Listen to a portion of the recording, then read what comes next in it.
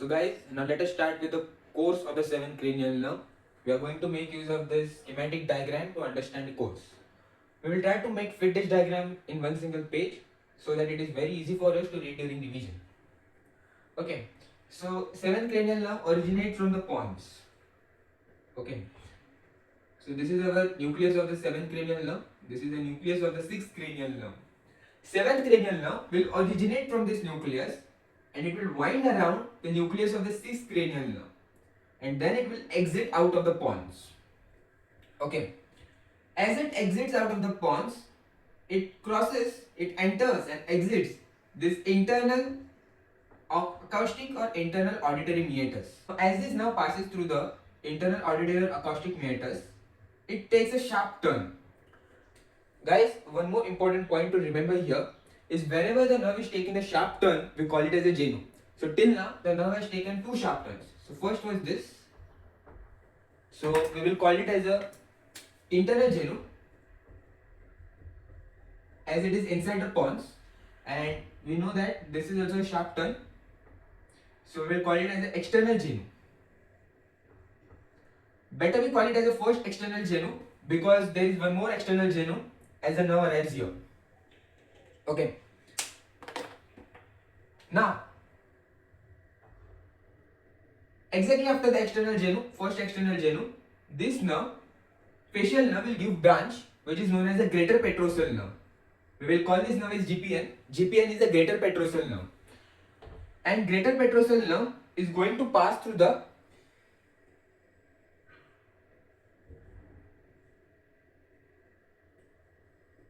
pterygoid canal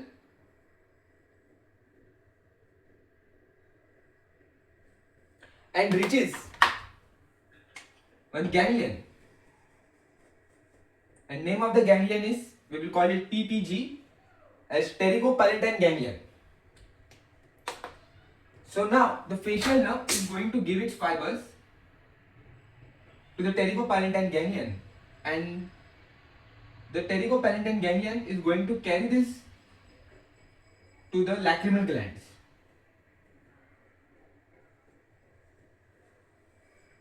So greater petrosal nerve is supplying the lacrimal glands, or one more branch is arising from the greater petrosal nerve which goes to the nasal glands. There is one more, the deep petrosal nerve. The deep petrosal nerve arises from the plexus around the internal carotid artery.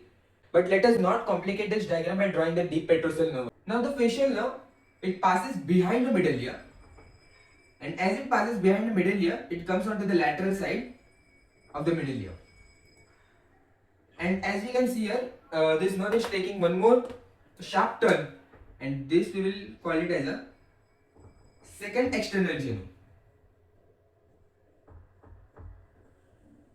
So this was the first external genu, this is our second external genu.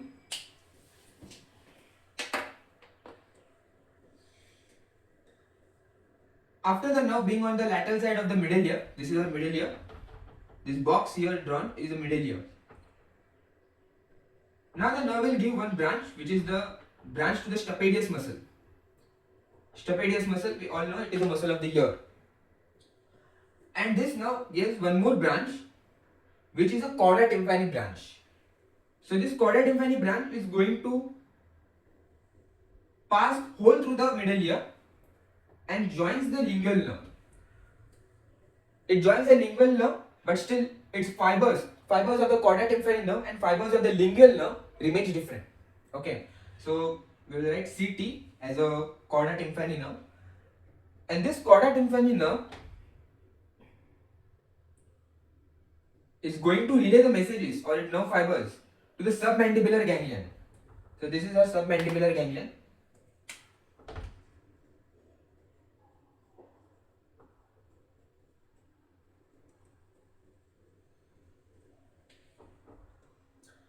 And further, some fibers from the submandibular ganglion are going to reach to the submandibular gland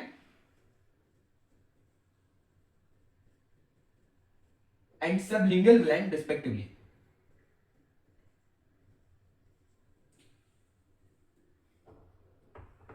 Now, as we know that the seventh cranial nerve or the facial nerve, it is a mixed type of a nerve. That is, it is both motor and sensory. The mixed part of this, or both motor and sensory part of the facial nerve, is going to be the chorda tympani nerve, as it is supplying to both submandibular and sublingual gland. On the other hand, it is also carrying the taste sensations from the tongue.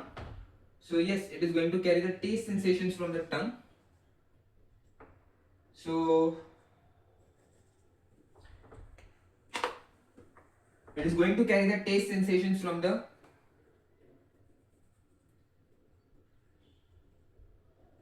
anterior two-third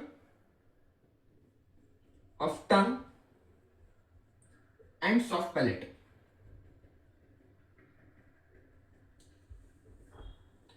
So this was the sensory part of the chorda tympani nerve, and this is the motor part of the chorda tympani nerve.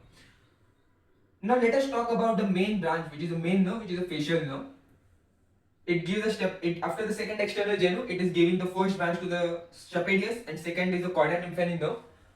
And after this nerve is going to exit one foramen, and name of that foramen is stylomastoid foramen.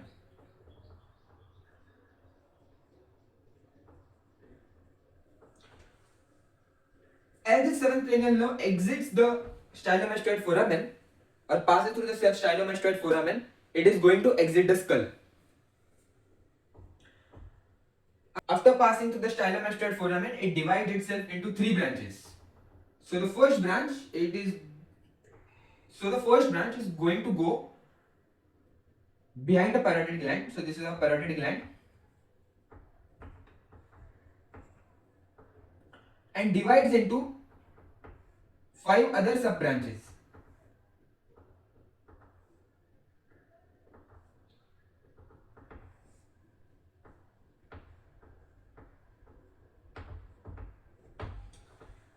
Let us name these branches also. So first one is temporal branch, second one is zygomatic branch, third one is marginal mandibular nerve, fourth is buccal, and lastly we have cervical branch. If you remember, the buccal branch was also there in the fifth cranial nerve, but the buccal branch of the fifth cranial nerve was piercing the buccinator muscle and was supplying the skin over the buccinator muscle.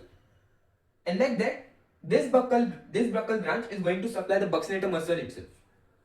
Okay. Now let us talk about the one more branch. It is going to supply two muscles of the neck. So first is posterior belly of digastric. Another one is stylohyoid. So these are the two muscles supplied by another branch. And the last branch we are going to talk about here is posterior auricular nerve. The name of the branch is posterior auricular nerve. And this nerve or this branch is going to supply the three things. First, it is going to supply auricularis posterior.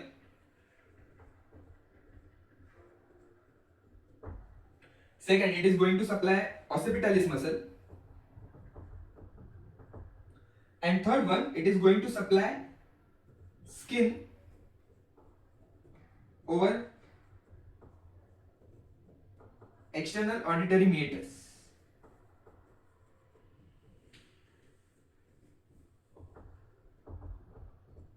Now let us talk exactly where these 5 branches, that is temporal, zygomatic, marginal, mandibular, buccal and cervical, are supplying which muscles and which part of the face. Before that, let us revise the facial nerve once again. So the facial nerve is going to originate from the 7th cranial nerve nucleus, and it takes a sharp turn or winds around the nucleus of the 6th cranial nerve. It enters the internal auditory meatus. This is internal auditory or internal acoustic meatus.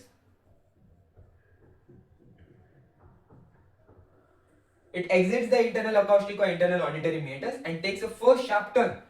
This is known as the first external genu. So let us add one more point here. Near the first external genu, we have the geniculate ganglion.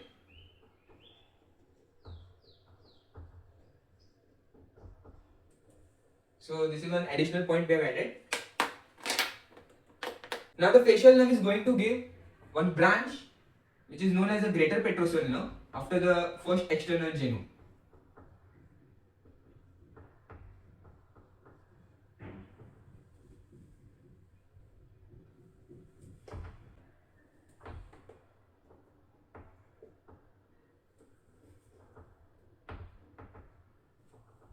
Now the greater petrosal nerve, it is going to enter and exit the pterygoid canal, and it is going to relay its fibers to the pterygopalatine ganglion. And further fibers of the from the pterygopalatine ganglion is going to supply to the lacrimal gland. And one more sub branch, it is going to supply to the nasal gland. So this was all about the greater petrosal nerve. We have not drawn the deep petrosal nerve part, part. Okay. Now this nerve, the main branch or the main core facial nerve, it is going to come down. It is going to pass behind the middle ear. So this box there is the middle ear. It is going to pass behind the middle ear. It is going to come on the lateral side of the middle ear, and it once again takes a sharp turn. So as you know that sharp turn we have called it as genu. So this is a second external genu. After second external genu, or the nerve being on the lateral side of the middle ear, it gives a branch to stapedius muscle of the ear, and another branch which is known as the chorda tympani branch. This chorda tympani branch is going to be both motor as well as the sensory. So this chorda tympani branch, it is going to pass through the middle ear and joins the lingual nerve. Now this chorda tympani branch, it is going to relay its fibers to the submandibular ganglion, and from the submandibular ganglion, fibers from the submandibular ganglion, it is going to supply to the submandibular gland and sublingual gland. This nerve is both motor and sensory. So this was its motor part. Sensory part will be, it is going to carry the taste sensation from anterior two-thirds of the tongue and the soft palate. So this was all about the chorda tympani branch. Chorda tympani nerve. Now the facial nerve is going to pass through the stylomastoid foramen, and as it passes through the stylomastoid foramen, it exits the skull. After exiting the skull, it gives the three branches.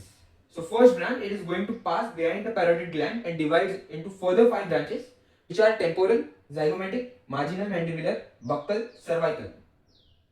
It gives one more branch which supplies the muscles of the neck, which is a posterior belly of digastric and stylohyoid muscle.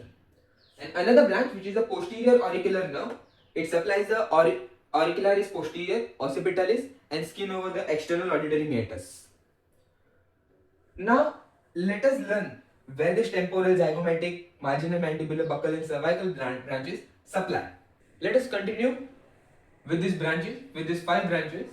So the temporal branch is going to supply to the articularis anterior, articularis superior, frontalis muscle, orbicularis oculi and the corrugator supercilii. This corrugator supercilii is muscle just present above the eyebrows here. Then the zygomatic branch, which is going to supply to orbicularis oculi.